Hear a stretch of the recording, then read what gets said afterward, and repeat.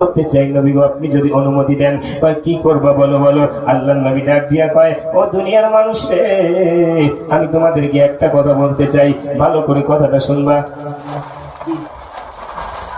আচ্ছা, আমার একটা বাবা খুশি হয়ে আমার ওয়াজ শুনে 400 টাকা আমাদের নজরানা দিয়েছে, আল্লাহ কবুল করুক। সবাই বলে আমিন।